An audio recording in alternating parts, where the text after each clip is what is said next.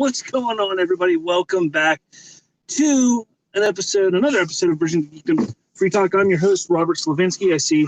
I have one person watching me. Awesome. I do apologize for the audio quality. My microphone that I normally use is not working right now, so I had to do what I had to do. So I apologize for that. Also apologize for the couple minutes being late, but I had to stop and get gas, and I can't exactly do this and get gas at the same time. But how's it going? Been a crazy past few weeks. Due to being furloughed from work for a few weeks, I was not doing my free talks on my way to and from work and so on and so forth. And I wanted to get one out today. I haven't had a live stream for about a week and a half or so. I tried one last week. We did a Star Wars shooting a Sith episode, but my internet is just really bad at the house right now. And right now, actually, as we speak, there is a guy from the cable company at my house trying to fix my internet. So hopefully it's good. But with all that, let's get on to what I made this video about. And it's Marvel. Now, I know I talk a lot about DC from time to time and Star Wars, but I do like to talk about Marvel as well. And that's what I want to do here today. I want to talk about the Marvel Cinematic Universe, Marvel Studios, what they're going to do moving forward. The last four phases, everything that transpired in the Infinity Saga was impressive. They had some misses. There's some movies within that I felt were not as good as they could have been or should have been, while there are some others that were really damn good. However, they stuck to one specific formula. And that formula was, the happy-go-lucky, campy, funny comedy with a little bit of grit, a little bit of direness within their films. And I think they need to change slightly from that model. And I'm not sitting here saying, no, they have to go completely dark. They have to go Batman versus Superman on all of our asses. No, I'm not saying they have to do that at all, or they should do that. Because I think the beauty of what Marvel has done and what Kevin Feige's done with that franchise is he's made it its own thing. He's made it like, this is what it is. This is what Marvel Studios will give you. And we're all used to it. We all love it. We all want to continue seeing it. However,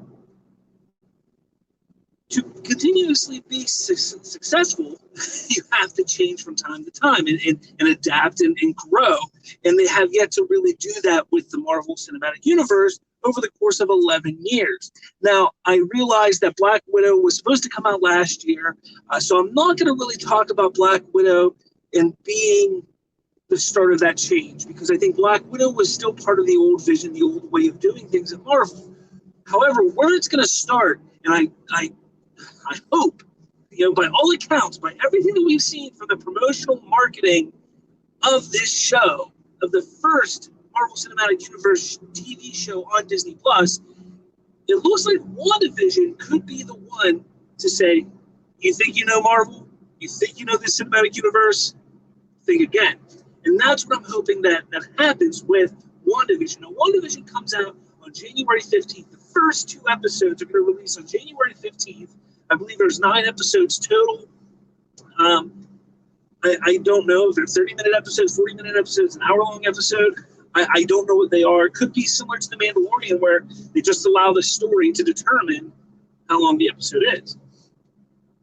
Now, what do I expect, and what should we all expect to happen with Marvel in this new phase, in this new endeavor, and this new adventure? Yes, I think they need to go darker. However, they need to stop going and doing what we expect. They are at a point now where they have the fans, they have the following. This is the time where they can be a little experimental with their films. And yeah, people are going to sit there and say, well, we got WandaVision, that's going to be experimental. You're right, I think it is. I think it's going to be fantastic. It's exciting. It looks like a trippy ride.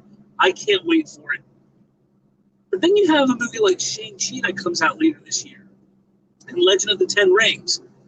I'm excited for it because, I want to see what they do with this character. I'm not a big Shang-Chi guy. I don't know much about him. And when it comes to Marvel, I like when they're like, hey, we're going to bring him into the movie. I'm going to be like, all right, I'm going to go find out who this guy is. So I look forward to seeing what they do with this character and who he is. However, I don't want them to fall into the same habit that Iron Man 1 did to Ant-Man, to Doctor Strange, to Captain Marvel, to Captain America. They were all essentially the same movie. They were all starting off a new franchise of a new character within a larger franchise, but it was the same movie as the previous first within that film. I left out Thor because I think Thor was the one that really did a good job in not being like Iron Man.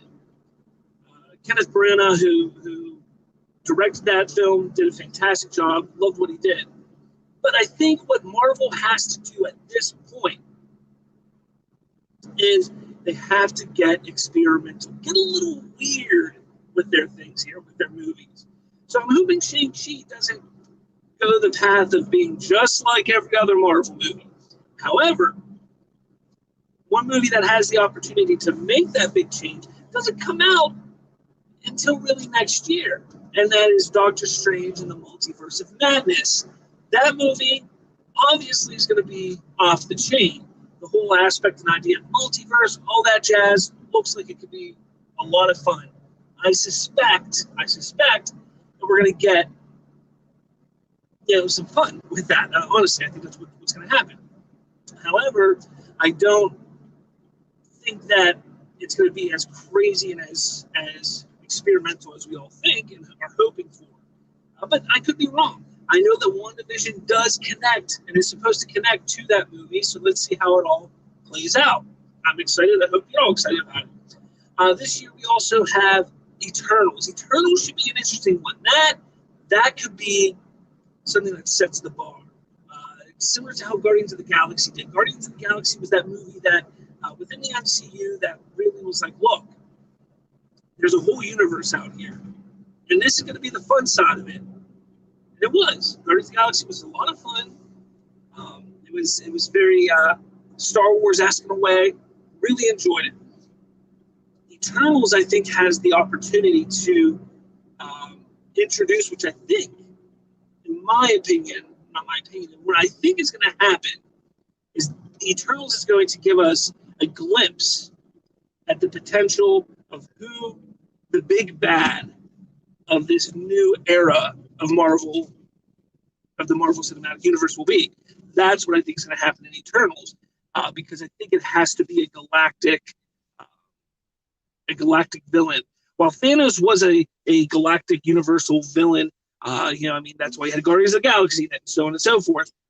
He was very, in the grand scheme of things, he was very grounded down to earth. We didn't care so much about what happened to the rest of the universe or the rest of the galaxy from Thanos' snap. However, we were concerned. We were worried about those that were on planet Earth, the people and the characters we lost from the snap on Earth. And I think that we need to get a big bad that is larger than what Thanos was. And who's that going to be? Is it going to be Galactus? King the Conqueror? Who knows who it's going to be right now? We don't know for a fact, but I think Eternals is going to kind of introduce that. I've even heard a couple theories that the characters in Eternals are going to be the big bad, which I think would be a ballsy move. I think it would be incredible to do something like that. You got to remember, Marvel Studios hasn't done a villain film, and I think that's another thing they have to do. They have to, sit back and say, okay, we're doing all the heroes.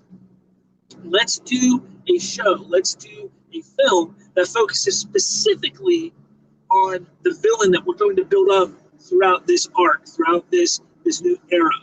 And you can sit there and say, oh, we're getting the Loki show. And as much as I love Loki, and as much as I've enjoyed seeing what Tom Hiddleston has brought to the Marvel Cinematic Universe, and I look forward to the Loki show, his time as a big bad, as a bad guy within the Marvel Cinematic Universe has come and gone. I think at the very least he's an anti-hero at this point, and I don't think that we will get a low-key big bad down the line anytime soon. It's something that could come up down the line, way down the line, but I don't think it's going to happen. I think the Loki show is going to be a fun little romp, fun little adventure. I'm all for it. I hope they do a good job with it. So that's what's going to go on there. However, Marvel, again, as I get back to it, they need to think outside the box. They need to get experimental, get a little weird. I know that they've announced their slate for the next X amount of years, 3 years or so. And that's fine. I'm perfectly content with that. They need to introduce these new heroes. They lost three huge heroes in the span of 2 movies, or 1 movie, really. They lost Black Widow, they lost Iron Man, they lost Captain America. So they need to reestablish who these Avenger characters are, who these Marvel Cinematic will be moving forward. And I think it's just a smart idea to, focus on reestablishing the heroes. Because when you get down to it, that is what it is all about. It is about the heroes of the universe. It is not about the tone, but the heroes. Once you establish that, then you can transition into getting into the weird and experimental stuff. So while I don't think that this is stuff that's going to happen immediately, I think they're going to be testing out the waters. I think WandaVision, I think Doctor Strange, and I hope Shang-Chi, Eternals, I hope those all really try something different, to go a different direction and experiment with what is possible within the Marvel Cinematic Universe. They need to change. Their same formula, what they've been doing for the last 11 years, 12 years, is not going to suffice moving forward.